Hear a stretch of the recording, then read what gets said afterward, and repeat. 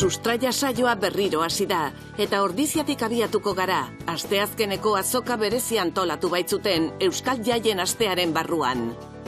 Albistegian Donostiako Miramar jauregira joko dugu. Jardunaldi bat antolatu baitzuten Gipuzkoako lehen sektorean belaunaldien arteko erreleboa bizkortzeko. Jarraian Plentziara joko dugu. Jabotxarekin izan gara, lanpernak arrantzatzeko baimena duen lanperna biltzaile bakanetako bat. Arabako Errioxan amaituko dugu. Aurten Lezako herrian antolatu dute mahats bilketaren jaia.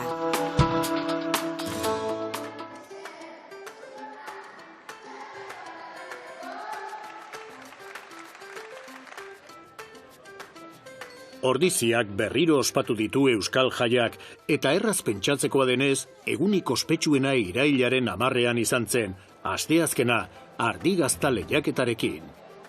Goizean goizetik, oraindik oso jende gutxi zebilela, beti lehen sektorea defendatzen eta sustatzen duen udalerrirako oso egun berezia izango zela barruntatzen hasia ginen. Denak ari ziren buru belarri postuak atontzen eta milaka bisitari hartzeko prestatzen. Eguneko lehen ekitaldi tradizionaletako bat, pilotalekuan gaztak jasotzea da. Euskadin ospe eta oihartzun handiena duen gaztaleiaketa une horretan hasten da. Belen Landa Artzai gaztakoak azaldu digu zeinen zorrotzak diren gaztak zaintzeko arauak frontoira iritsi artean. Parte hartu nahi duten artzainek aurretik eman behar dute izena. Jatorri izenaren eta artzai gaztaren dokumentazio osoa bidaltzen zaie. Izena ematen dute, eta gaztak ekartzeko azken eguna lehiaketaren aurreko astelena da, eguerdiko 12 arte. Ordubietan biltzen da dasta batzordea. Begiratzen dute dokumentazio guztia zuzen dagoen, esne gordina erabili dutela egiaztatu, eta azkenik zigilatu eta zenbakitu egiten dira gaztak. Hotz ganberetan gordetzen dira. Eta lehiaketa aurreko egunean goizean goiz ateratzen dira artzai gaztatik, delikatu zera eraman eta hortxe hasten da prozesua, lehiaketara iritsi artean.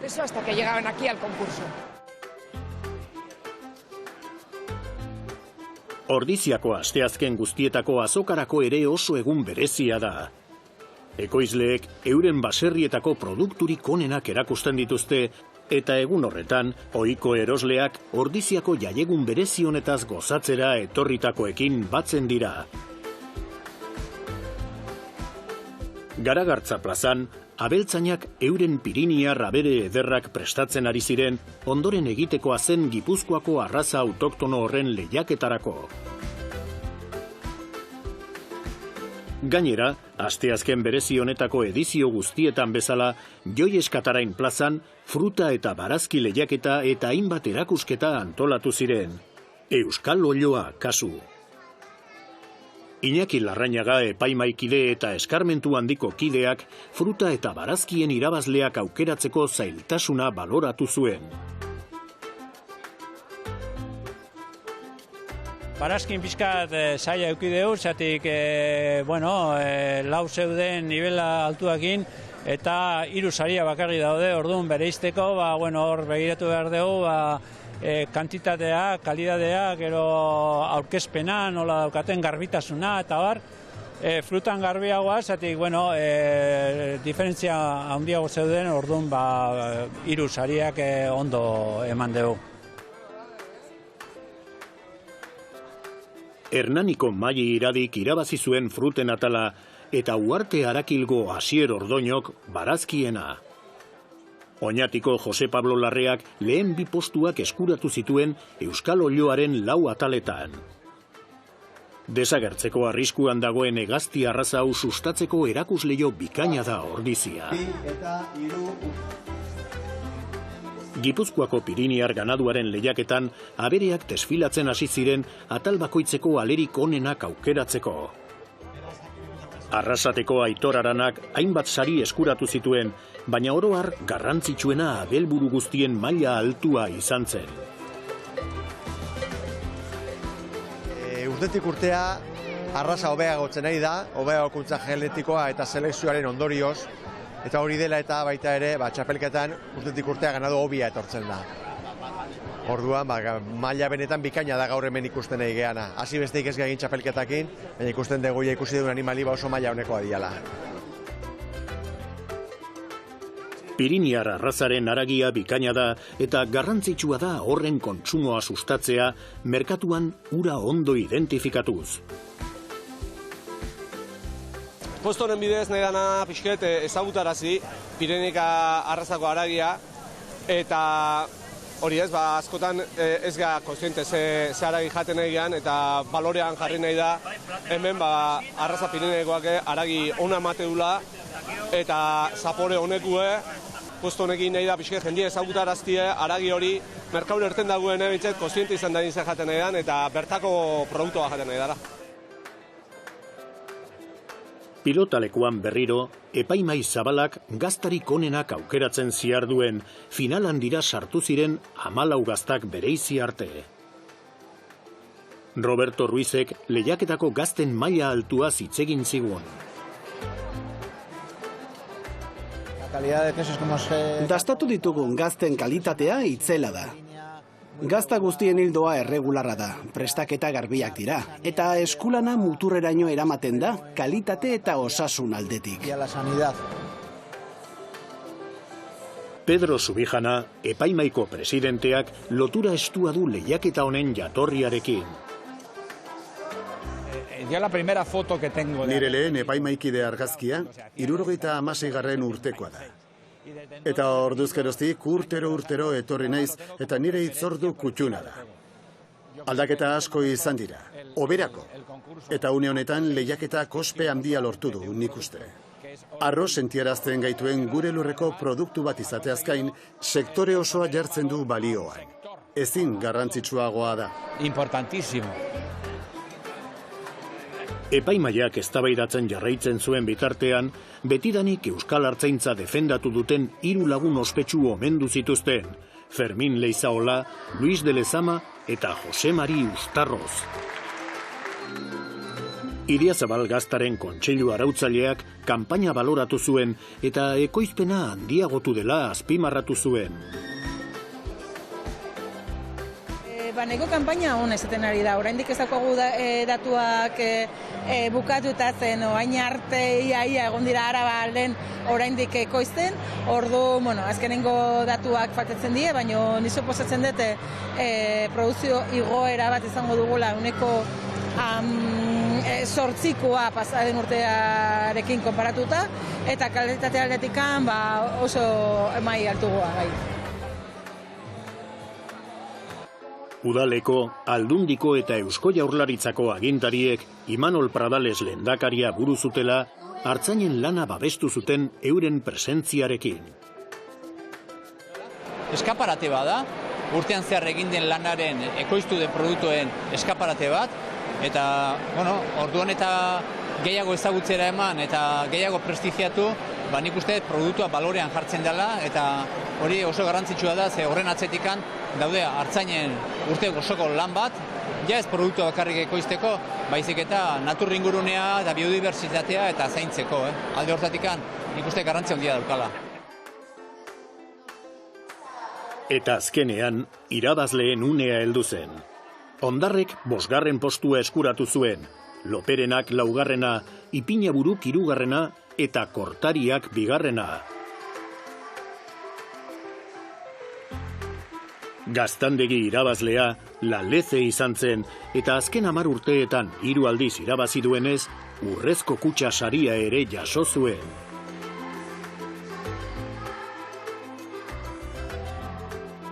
Udaberrin hasieran egindako gaztaia bat da, eta zapore aldetikan oso borobila. Zeuken bere puntue, gatzagin puntua, baino bestela goxoa ere, goxotasun bat nabaritzen zen, eta denok gastatu genuen familien artean, eta erabaki genuen hori izan hartzela. Ardigazta lehiaketaren 52. edizioa arrakasta zamaitu zen, bai ikusle aldetik, bai gazten kalitate aldetik. Hori guztia, Ordiziako Idiazabal Gaztaren kofradiaren antolakuntza bikainari esker. Jardunaldia oroar, festa hutsa izan zen eta protagonista nagusia Gipuzkoako eta Euskadiko lehen sektorea izan zen.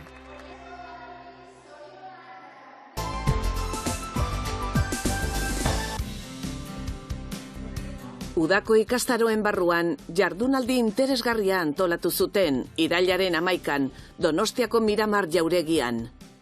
Gipuzkoako lehen sektoreko belaunaldi arteko erreleboa izan zuten aztergai. Xabier Arruti diputatuak ireki zuen jardunaldian lehen sektoreko eta landa inguruneko hainbat lagun izan ziren parte hartzaile.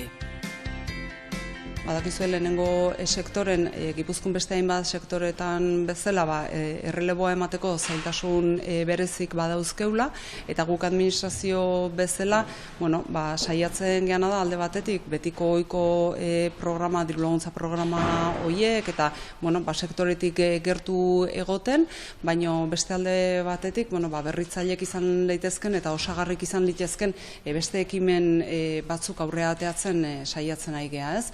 Bere garaien atea gendun basogintzarako basotik fundazioa, horrek berrikuntza handi bat suposatu zuen, basokudeaketan ingurun, eta guain nekazale eta abeltzantza mundurako baserritar misto profesionala deitzen den programa bat sortu dugu, erabat berrie da, eta programa honen bitartez nahiko gendukena da gaur egunen enpresatan edo administrazioan edo beste lanbide batzutan dabiltzen pertsona horiek, baino aldiz baserrira baita ere dedikatu nahi dutenak, bi lanbide horiek modu profesionalen uztartu alizatea, ez?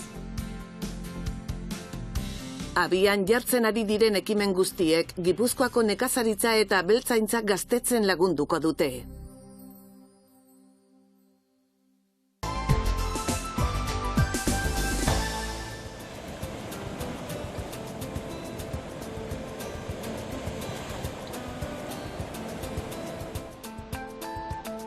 Euskal kostaldea oroar oso malkartsua da. Kosta zipristintzen duten areatzak kenduta, itsasoak eta lurrak bat egiten dute arrokekin eta labarrekin Kantauriko olatuek kolpatuta.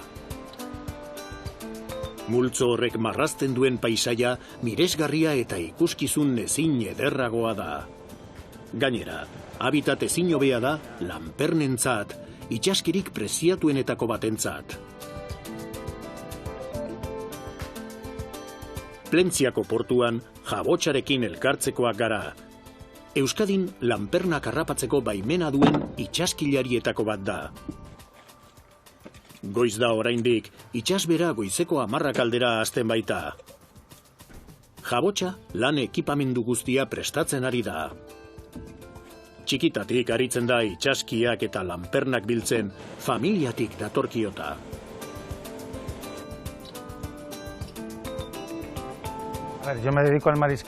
Itsaskiak biltzea da nire lanbidea eta txikitatik ibili naiz lanpernatan. Duela urte asko baimena neukan hemen eta beti egon naiz oso lotuta itsaskiekin eta lanpernekin. Duela zenbait urte baimena neukan, baina bertan bera utzi nuen. Ez baitzegoen hortik bizitzeko ustiatze planik eta hilabete askotan jarduera eten egin behar izaten nuen. Beraz, Frantziara joan nintzen lan egitera eta hainbat tokitako lanpernak salerosten aritu nintzen. Duela 8-9 urte itzuli nintzen, baimena atera, arrantzontzi bat erosi eta hementxenago lanpernak biltzen. Food truck batean azoka ibiltzen da lanperna harrapaketen zati bat saltzen. Rue del Percebek arrakasta handia du. Rue del Percebe es un food truck. Rue del Percebe itsaskiekin lan egiteko food truck bat da. Lanpernak saltzeko negozio modura abiarazi nuen. Duela 12 urte erosi nuen, food trucken moda hasi zenean. Freskotasuna da lanpernen ezaugarri nagusia. Duela egun bat edo bi jasotako lanpernek ez dute zerikusirik duela 14-15 egun jasotakoekin. Hori da funtseskoena. Gainerakoen artetik bereizteko Euskadiko lanpernak izeneko marka erregistratu dugu. Geureari balio gehiago emateko eta kanpoko lanpernak eta hemengoak bereizteko. Ikur honekin bereizten dugu beraz. Euskadiko lanpernak izenarekin, Asturiasetik edo Galiziatik datozen lanpernaketak gureak bereizteko. Ez da ez txarragoa, ez hobea. Gurea da, besteak bezainona. Ez die ezer inbidiatzekorik besteei. Itsasoa bare dagoenean da garairik onena. Orain da onena, udan, temperatura 21-22 graduan dagoenean. Arrokara jauzi egiten duzu, lanpernak biltzen dituzu, ondo pasatzen duzu, eta ez duzu sufritzen. Gero, neguan, kanpoan 2 gradu dituzula, eta itsasoa 11 graduan dagoenean, orduan nahiko gogorra izaten da. Portua atzean utzi eta Plentziako badia zeharkatzen hasi gara. Baimenari esker, Plentzia eta Bakio artean arrantza dezake urtaro honetan. Gaur badirudi itsasoa bare egongo dela.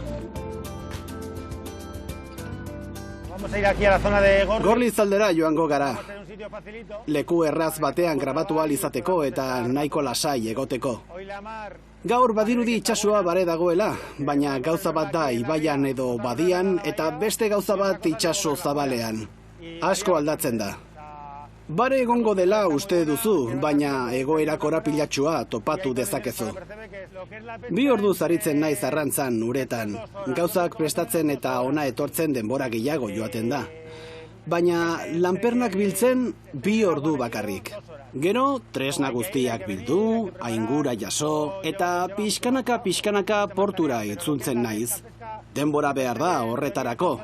Baina, esan bezala, lanpernak biltzen 2 ordu bakarrik. Itsasbera iristen denean, banoa. Arazorik handiena legez kanpoko arrantza da. Jende asko arrantzatzen du nahi duenean. Ez du ezer aitortzen, ez kuotarik ez ezer. Dena agortzen dute. Guk ikuskapenak ditugu. Arrantza ikuskapenak, ertzaintzarenak eta guardia zibilarenak. Kuota bat dugu eta ezin gara egunero lanpernatara joan. Dena justifikatu behar dugu. Kuotak, tamainak, behar bezala alegia. Ez como debe de ser. Itsaso zabalean, gero eta gehiago nabaritzen dira olatuak. Bilao uhartetik gertu, arroka erraldoi bat dago, lanpernak biltzeko onenetakoa. Lanpernak biltzea beti da arriskutsua, olatuak handiegiak ez izan arren. El trabajo de Percebero tiene... Lanbide arriskutsua da. Olatuekin arriskua dago kontrolpean badago ere. Esperientziak esaten dizu non sar zaitezkeen eta non ez. Zein egunetan bai eta zeintzuetan ez. Eskarmentu luzea duenari kasu egin behar zaio beti. Urte asko badaramatza, zerbaitegatik izango da. Jabotsak babesleku txiki bat topatu du txalupa amarratzeko eta bertan grabatu ahal izateko. Arroka hau da lanperna biltzeko arrokarik onena Bizkaia osoan. Baina jende asko etortzen da, itsasargitik jaisten dira, eta ez badute dena eraman, zorte apur batez zerbait bilduko dugu. Zuekin etorri naizenez, leku irisgarri bat aukeratu dut, arazorik gabea, zuentzat zailegia izan ez dadin. Jabotsak lanperna biltzailearen tresnak erakutsi dizkigu. Arraspekin batera, babes kaskoa ez da falta, bada ezpada ere.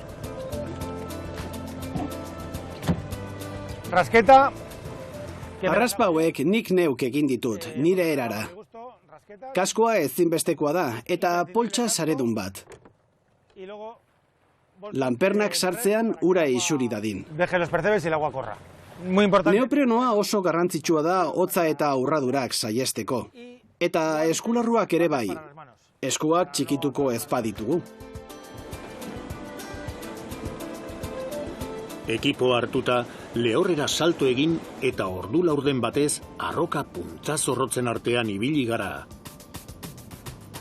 Zaila izan da, baina igeriliku natural ikusgarriak ikusteko aukera izan dugu.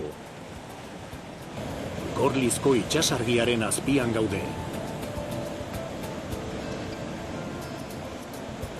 Jabotxak lanpernak biltzen ditu arraspa erabiliz eta zintzilik daraman sarean sartzen ditu.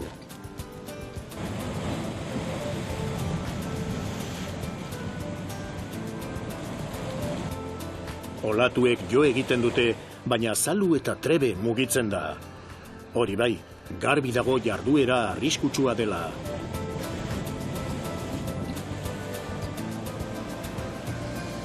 Apurka marea igotzen hasten da. Jabotxa azkar dabil arrantzaldia amaitu nahian. Eguneko harrapaketekin itzuli gara txalupara. Aingura altxatu eta Plentziaran zabiatu gara. Behin portuan, Jabotxak gaurko eguna zitzegin digu. Zerbait harrapatu dugu, tamaina handikorik ez. Ikusi duzue itsasoa nola zegoen. Han laua zegoela ematen zuen, baina hemen ez. Jaso nahi genuen lanpernarik ez dugu bildu, baina zerbait egin dugu. Harrapaketa kupoa urtero neurtzen da. Con el plan de explotación... Lanperna ustiatzeko planari esker, kilo askotxo ditugu urte osoan zehar banatzekoak. Horrela urte osoan arrantza dezakegu. Orain herrian udatiar asko daude, beraz, ia dena geratuko da herrian bertan, ez dugu kanpora atera behar saltzera. Kofradiatik igaroko naiz eta hemen salduko dut. Bezero partikularrei gehien bat, asteburu honetan ez baitugu futraka hartu eta inora joan beharko. Beraz, dena salduko dugu herrian bertan.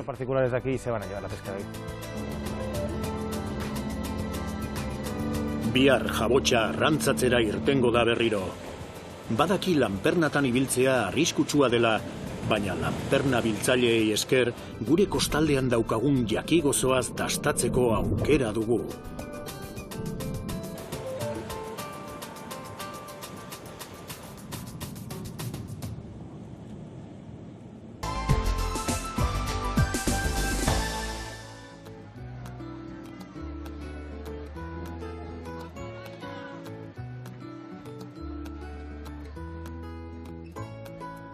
Irailaren 14an, igandea, Lezako herrian, Arabako Errioxako mahatsbilketaren jaia antolatu zuten 30.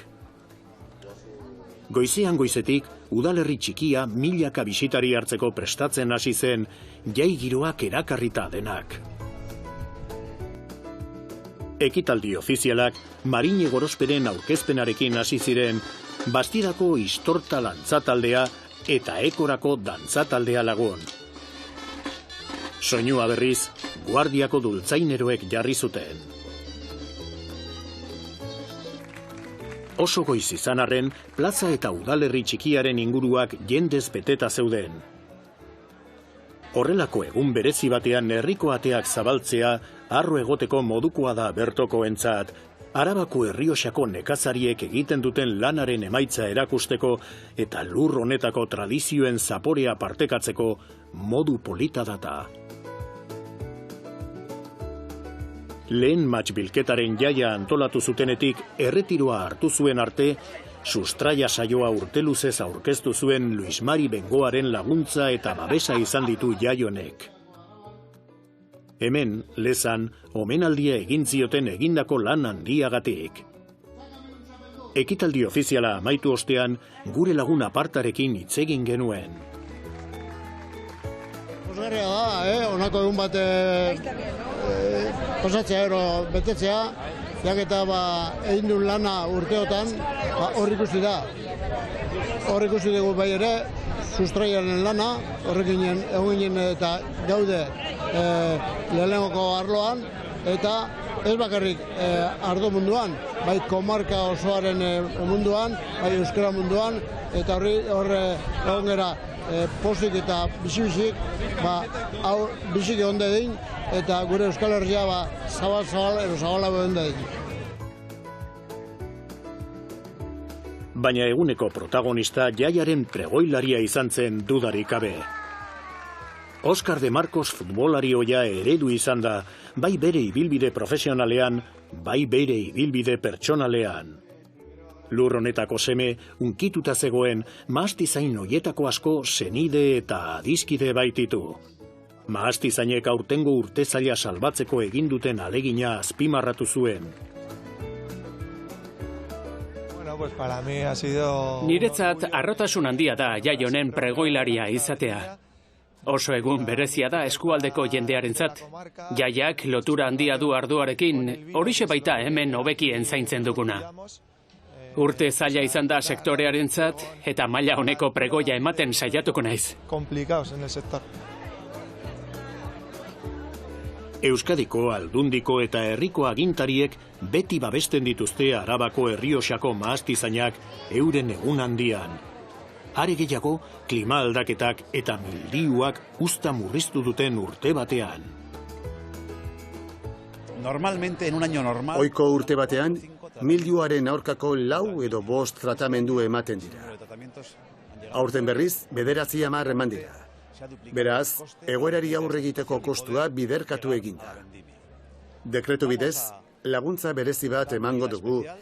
Urte zail honetan, mildiuaren aurkako tratamendu kopuru handiak ekarri duen gastua berdintzeko. 1.600.000 euroko laguntza izango da, eta 2 zatitan emango dugu. Mahatsa zaindu behar da. Ekoizte bideak ere bai, eta batez ere gure produktua ondo bereizi behar dugu. Izan ere, merkatu berriak irekitzeko bide bakarra hori da. Gure ardoak bereiztea. Eusko Jaurlaritzaren eta Arabako Aldundian egiten ari garen bezala. Gure ardoak merezi bezala posizionatzen. Realmente, donde merece. Eusko Jaurlaritzak sektorearen alde egiten du, bai laguntzak eta aholkuak emanez, bai gure ardoak sustatzen lagunduz. Laster, ordezkaritza bat Japoniara joango da eta Mexikotik iritsi berriak dira. Estamos reforzando todo lo que Nekazaritzako elikagaien ekoizpena indartzen ari gara. Hortik dator Mexikoko arestiko ekimena. Emaitza bikainak izan dituena. Upategientzat importatzaile berriak lortzeko itxaropen handiak daude, salmenta volumen garrantzitsuekin. Eta kanpaina zaila izan denez, gobernuak sektoriari lagunduko dio ahalegin horretan. Misio komertzialak eta merkatu berrien bilaketa indartuz. Beraz, Eusko Jaurlaritzak sektoriaren alde egiten du, bai laguntzak eta aholkuak emanez, bai gure arduak sustatzen lagunduz. Hori dela eta Japoniara beste misio bat joango da. Gainera, Guardian bulego iraunkor bat irekiko dugu. Sektoriari laguntzeko eta aholku emateko. Permanente y especializado. Agertoki ofizialean berriro eta tradizioari jarraituz, Arabako Errioxako herri bakoitzeko 2 haurrek mahatxez betetako saski bat ekarri zuten zapaltzeko. Aitorrek eta Amaiak izan zuten mahats mordoak zapaltzeko eta denboraldiko lehen muztioa ateratzeko ohorea. Muztio horrekin egin zuten topa eguneko protagonistek plaza betetzen zuen jendetza baten aurrean. Hortik aurrera, festa lehertu zen Lezako bazter guztietan. Arabako Errioxako ardo eta elikagai sorta zabala dastatzeko aukera izan zuen jendeak. Bere ardoen kalitateagatik nabarmendu den munduko eskualde ezagunenetako baten ardoak bereizteko dastaketa faltarik etzen egon. Esan genezake Araba Errioxa dela munduko lurralderik onenetariko ardoa ekoizteko, eta zergaitik, Aman Utelberak opari bat eman digulako. Sierra Cantabria, Toloño mendilerorra, lur motak, eta nola ez, botea baten atzekaldean pertsona daudela. Eta Aman Naturak emandako opari hori, aprobetxatu behar dugula, eta kontsumitzaileak etiketa ikusteko Araba Errioxa, Rioja Alavesa jartzen badu, bertako produktua dela.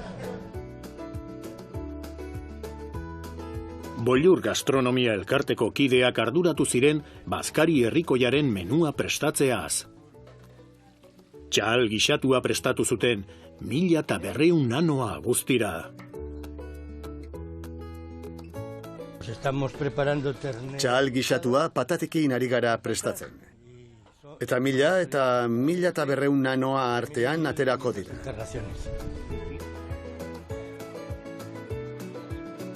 Urtea oso zaila izan da nekazarientzat, baina dagoeneko mahatsa biltzen hasi dira. Bistan da kilo gutxiago bilduko dutela, baina upategian sartuko den mahatsari esker, munduko ardorik onenak izan daitezkeenekin gozatuko dugu berriz.